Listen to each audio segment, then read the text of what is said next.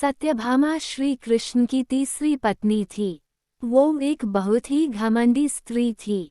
उसका ये मानना था कि वो सबसे सुंदर और सबसे अमीर स्त्री है, क्योंकि उसके पिता एक बहुत ही धनवान व्यक्ति थे।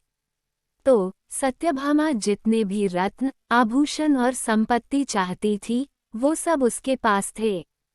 स्वाभाविक रूप से घमंड उसकी एक बड़ी समस्या थी। एक बार श्री कृष्ण के जन्मदिवस के अवसर पर सत्यभामा ने सोचा कि वो सबको दिखाएगी कि वो श्री कृष्ण को कितना प्यार करती है। तो उसने तय किया कि वो श्री कृष्ण के वजन जितना सोना शहर के लोगों में बांटेगी। इसे परंपरा को तुलाभार कहते हैं। ऐसा मंदिरों में होता है। लोग एक बड़ी तराजू में अपने वजन के बराबर का मक्खन, घी या चावल या कुछ और रखकर वो चीज़ लोगों में बांटते हैं। चावल, नमक, दाल या सोना या और कुछ भी आप दे सकते हैं, जो देना चाहें। ये प्राचीन परंपरा हमारी संस्कृति का एक हिस्सा है। सत्यभामा ने तुलाभार की व्यवस्था की। लोग बहुत प्रभावित हुए, पर श्री कृष्ण पर इन बातों का कोई असर नहीं हुआ। वे जाकर तराजू के एक पलड़े पर बैठ गए। सत्यभामा जानती थी कि उनका वजन लगभग कितना है, और उसने उतना सोना तैयार ही रखा था। पर जब उसने सब सोना दूसरे पलड़े पर रखा, तो कांटा जरा भी नहीं हिला। कृष्ण जी का पलड़ा थोड़ा भी ऊपर नहीं हुआ। ऐसा ही कुछ तब भी हुआ था, जब श्री कृष्ण एक शिशु थे। एक राक्षस आकर उन्हें ले जाने लगा। तब श्री कृष्ण ने अपना वजन इतना बढ़ा लिया कि राक्षस वहीं गिर पड़ा, और कृष्ण जी ने उसके ऊपर बैठकर उसे कुचलकर मार डाला। क्रिया योग में एक ऐसा तरीका है जिससे कोई योगी अपना वजन बढ़ा या घटा सकता है। ऐसी बहुत सी कहानियां हैं कि ऐसे योगी भी थे जो पहाड़ की तरह भारी हो जाते थे। तो इस बार भी कृष्ण अपना वजन बढ़ाकर तराजू में बैठ गए।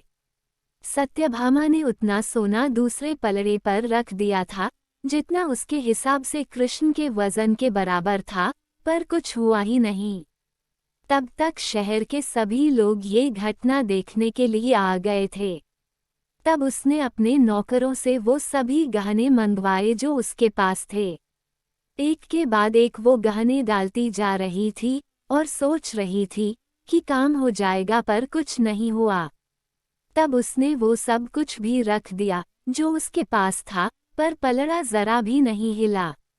वो रोने लगी क्योंकि ये सब उसके लिए बहुत शर्मजनक था। सारा शहर देख रहा था और उसके पास पर्याप्त सोना नहीं था। वो जो हमेशा अपनी संपत्ति के बारे में इतनी घमंडी थी, उसके पास पर्याप्त सोना नहीं था और उसे समझ में नहीं आ रहा था कि वो क्या करे। तब उसने रुक्मिणी की ओर देखा, जिससे वो बहुत जलती थी और हमेशा परेशान रहती थी। उसने रुक्मिणी से पूछा, अब मैं क्या करूं, क्योंकि ये बात सिर्फ मेरे लिए ही नहीं, तुम्हारे और हम सब के लिए भी बहुत शर्मजनक है। मैं क्या करूं? तब रुक्मिणी बाहर गई और तुलसी के पौधे के 3 पत्ते उठा लाई। जैसे ही तुलसी के वे पत्ते उसने तराजू के दूसरे पलड़े पर रखे, कृष्ण का पलड़ा तुरंत ही ऊपर आ गया। तो दोस्तों, कमेंट के माध्यम से बताएं वीडियो कैसी लगी। नई वीडियोस के लिए चैनल को सब्सक्राइब कर ले।